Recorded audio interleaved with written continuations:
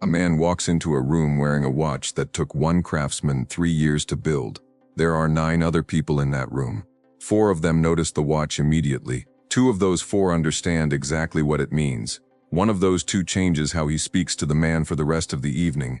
A deal gets made. No one mentions the watch once. That's the whole point of it. Please subscribe and activate the button to help us reach 1,000 subscribers so we can bring you more relevant content and so YouTube can notify you when we publish new videos. Somewhere in the Vallée des Joux, a valley in the Swiss Jura Mountains so remote and so cold for so many months of the year that for centuries it had almost no agriculture and no real industry, the people who lived there started making small things, precise things. Things that required patience and hands trained over years to do work that couldn't be rushed, couldn't be automated, couldn't be faked. They made watch movements, and what they built there, in that isolation, became the foundation of an industry worth tens of billions of dollars. That origin story is real, and it's also been used, very deliberately, to sell you something. The Swiss watch industry understood something before almost any other luxury sector did. The story is the product, not the movement, not the complications, not even the craftsmanship, extraordinary as some of it genuinely is. The story is what commands the price. The story is what makes a man feel, when he fastens a particular clasp around his wrist in the morning, that he has joined a line of people who understood something about time and excellence and permanence that most of the world has never paused long enough to consider. That feeling is engineered, which doesn't make it less real, it makes it more interesting. Let's start with what a luxury watch actually is, mechanically, before we get into what it means socially, because the gap between those two things is where all the real money lives. A high-end mechanical watch is a marvel of miniaturized engineering. Hundreds of components, some smaller than a grain of sand, assembled by hand with tolerances measured in microns. A tourbillon, one of the most coveted complications in high horology, is a rotating cage that holds the escapement and balance wheel, designed to counteract the effect of gravity on timekeeping accuracy. It was invented by Abraham Louis Breguet in 1801, when accurate timekeeping actually mattered for navigation. It was a functional solution to a real problem. Here's the thing. It's been largely irrelevant as a functional solution since the 20th century. A modern quartz movement keeps better time than a tourbillon by several orders of magnitude. A $40 Casio is more accurate than a $250,000 Patek Philippe Calatrava with a minute repeater, not slightly more accurate, dramatically, measurably, unambiguously more accurate. Nobody buying the Patek cares. They are not buying a timekeeping instrument. They haven't been for decades. What they're buying is an object that required 3 years and a specific human being's irreplaceable skill to exist. What they're buying is permanence, a thing built to outlast them, to be passed to their child, to carry a date and an inscription and a history. What they're buying is a position inside a conversation that happens in certain rooms, at certain altitudes of wealth and influence, almost entirely without words. The quartz crisis of the 1970s almost killed the Swiss watch industry. Japanese manufacturers had figured out that a battery-powered oscillator could regulate timekeeping more precisely and more cheaply than any mechanical movement, and they priced their products accordingly. Seiko, Citizen, Casio, within a decade they had dismantled the market logic that Swiss watchmaking had depended on for a century. The Swiss response to that crisis is one of the most instructive pivots in the history of luxury marketing. Instead of competing on what was suddenly a losing dimension, accuracy, price, and practicality, they abandoned that dimension entirely. They redefined the product. A mechanical watch was no longer positioned as a timekeeping tool. It was repositioned as an art object, a demonstration of human mastery, a connection to tradition that no circuit board could replicate. Swatch Group invented the cheap, cheerful, plastic swatch to compete in the mass market and fund the restructuring of the industry above it. The strategy worked. By the 1990s, the industry had not just survived, it had transformed itself into something far more durable and far more profitable than what it had been before. Because when your product is no longer competing on function, it can no longer be beaten by a superior function. You've taken yourself out of that game entirely. You're playing a different game. One where the rules are set by perception, by heritage, by the accumulated weight of the story. And no one, no manufacturing efficiency, no technological breakthrough, no competitor with better components can take the story away from you. Unless you give it up yourself. Rolex is the most recognized watch brand on the planet. somewhere between 800,000 and 1 million watches per year. By most estimates, though, Rolex has never confirmed a production number. That ambiguity is not accidental. Rolex doesn't discuss production volumes. It doesn't publish detailed financial reports. For a company estimated to generate well over $5 billion in annual revenue, it maintains a level of opacity that would be unusual, even by the standards of the private Swiss companies we discussed in a different context. It's a foundation, technically a non-profit, governed by a trust established by its founder Hans Wilsdorf, with proceeds supporting a variety of charitable causes. This structure has tax advantages and, equally importantly, it means Rolex answers to no shareholders. There's no quarterly earnings call, no activist investor pushing for volume expansion or margin optimization. No one who can force the brand to grow faster than the brand decides it should grow. That structural independence is the silent engine behind everything Rolex does well. Because what Rolex has understood for longer than almost any other consumer brand is that the most dangerous thing you can do to a luxury product is make it too available. Availability is the enemy of desire, not poor quality, not bad design. Availability. The moment a Submariner is easy to find, easy to buy, immediately available at full retail in the case you walk into something and the psychological value of the object evaporates. Not all of it, but enough. So Rolex manages supply with a precision that rivals the engineering of its movements. The authorized dealer network is not simply a distribution system, it's a filtering system. Certain references to the sports models, the Steel Daytona, the GMT Master II, are produced in quantities that ensure they never fully meet demand at retail prices. Waitlists form, not because Rolex couldn't make more, because the waitlist is, itself, a marketing mechanism more powerful than any advertisement ever produced. The man who waited 18 months for a Submariner and finally got the call from his AD has an entirely different relationship to that watch than someone who simply walked in off the street and bought one. He has a story. He has patience demonstrated through waiting. He has, in the telling of that story to other watch people, a form of social currency. The wait is not a friction in the customer experience. The wait is the customer experience. It was designed to be. And then there's the secondary market, which Rolex does not officially operate in, does not officially endorse, and has never publicly organized, but which functions, in practice, as one of the most effective brand communication systems in the industry. When a Steel Daytona sells at auction for 3 times its retail price, or when a Paul Newman Daytona fetches $17.7 million at Phillips in 2017, making it the most expensive wristwatch ever sold at that time, that number circulates. It gets reported, it gets discussed. It enters the cultural understanding of what a Rolex is. The watch that sold for $17 million was a retail product at some point. Someone bought it from a store, and now it's worth $17 million. Every person who knows that story looks at every Rolex slightly differently afterward. That's not marketing spend. That's compounded heritage, converted into perceived value through a single auction result. The brand didn't buy that, it built it. Over decades.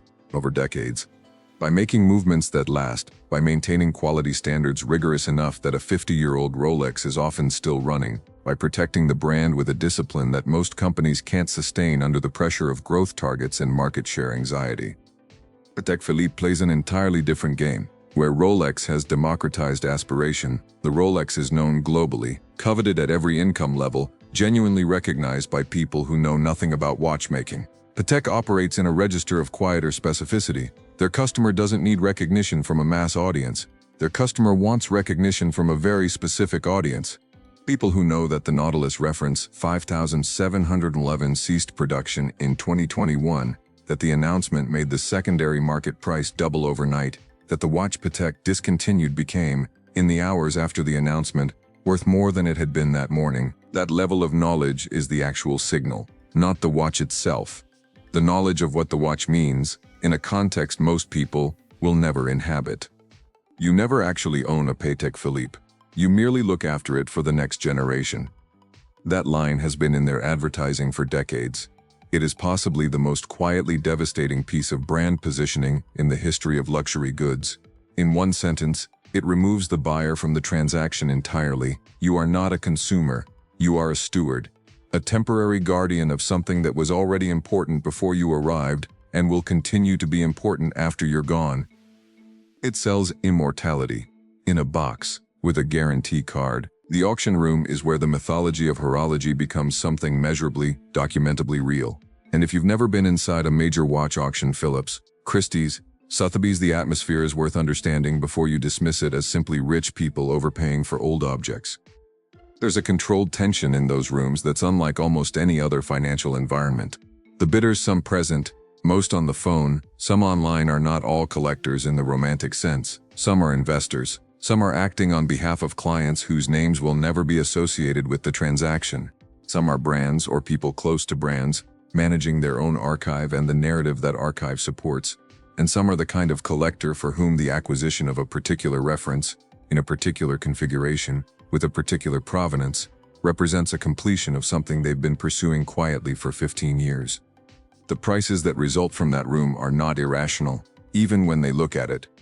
When a vintage Patek Philippe sells for a price that has no obvious relationship to its material value or even its horological significance, what's being priced is provenance, documentation. The paper trail that connects this object to a particular person, a particular moment, a particular verification of authenticity. A Rolex Daytona worn and personally owned by a celebrity of sufficient cultural weight doesn't sell for millions because it keeps better time than a Daytona owned by nobody notable. It sells because ownership is part of the object now. The history is fused with the thing itself. The brands understand this, and the smarter ones have spent decades engineering exactly this kind of provenance. Gifts to heads of state, pieces placed on the wrists of explorers at significant historical moments, sponsorships of events that, in retrospect, became cultural landmarks. Every one of those placements was a long-term investment in the story, not in the product, in the narrative that the product would eventually carry. Rolex and Everest, Rolex and the ocean, Rolex and motorsport. These are not random associations. They were built with a specific understanding that if the brand could be present at enough genuinely historic moments, the objects present at those moments would absorb some of that historical weight permanently. It works. Demonstrably, expensively, it works. But here's what rarely gets discussed in any mainstream coverage of the watch world. The collector community, the serious, knowledgeable, decades-deep collector community, not the Instagram watch crowd, operates as its own ecosystem of information, influence, and quiet gatekeeping that parallels the broader elite networks we've examined elsewhere. The serious collector in Geneva knows the serious collector in Hong Kong, knows the dealer in New York, who knows the specialist at Phillips, who knows which estates are coming to market before any public announcement is made. That information doesn't flow publicly. It flows through relationships cultivated over years, through demonstrated seriousness, through the same kind of trust-earning process that governs every inner circle at altitude. The watches that reach those collectors rarely pass through public auction at all. They move privately, at prices that never appear in any database, between people who have spent years making themselves known and trusted within the network. The auction result you read about is often not the most interesting transaction that week. It's just the visible one. And within that collector network, the watch on the wrist is doing real communicative work. Not performing wealth to outsiders, the serious collector is often deeply uninterested in being recognized by anyone who doesn't already know. The watch is transmitting to a specific receiver. It is saying, with complete precision, I know what this is. I know what it took to find it. I know its history and its complications and the year the reference changed, and the detail that makes this particular example more significant than the 100 others that look almost identical from across the room. That shared knowledge encoded in an object is a form of intimacy between people who would never describe it that way. It's also a form of power. To be recognized in that world as someone who knows, not someone who spent money, but someone who understands, is its own form of access. Doors that money alone doesn't open become negotiable when the right person decides you belong in the conversation. The most expensive watches in the world are not status symbols in the crude, legible sense most people understand. They are communication devices, transmitting on a frequency most people will never be tuned to, between people who built the skill to hear it over years of patient attention, which raises something I haven't addressed yet, something about the people who make these objects, not the brands. The hands, because what comes next changes how you see everything we've discussed so far. The craftsman who spends 3 years on a single movement and the billionaire who acquires it exist in entirely different relationships to what the object actually is. And understanding that gap, really understanding it, tells you something about value that no auction result ever could. Here's the reversal that the luxury watch industry does not advertise. The people who actually make the objects are the watchmakers, the hand finishers, the engravers, the specialists whose eyes and hands produce the complications that justify the prices they exist inside the industry in a condition that is almost entirely disconnected from the mythology being sold around their work. A highly skilled watchmaker in Switzerland, trained for years in a tradition that takes a decade to genuinely master, earns a salary that would surprise anyone who has ever paid 6 figures for one of their movements. Not poverty, but not wealth either. Not the kind of wealth that reflects the fact that their skill is genuinely rare, genuinely irreplaceable, and genuinely central to the entire value proposition of an industry generating tens of billions of dollars annually. The industry is structured so that the value of the craft accrues to the brand, not to the craftsman. The brand owns the story. The story is what commands the price. The craftsman is part of the story celebrated in brand communications, photographed bent over a loop in soft light, their hands held up as evidence of human mastery, but they are not the beneficiary of the premium that story generates. This is not unique to watchmaking.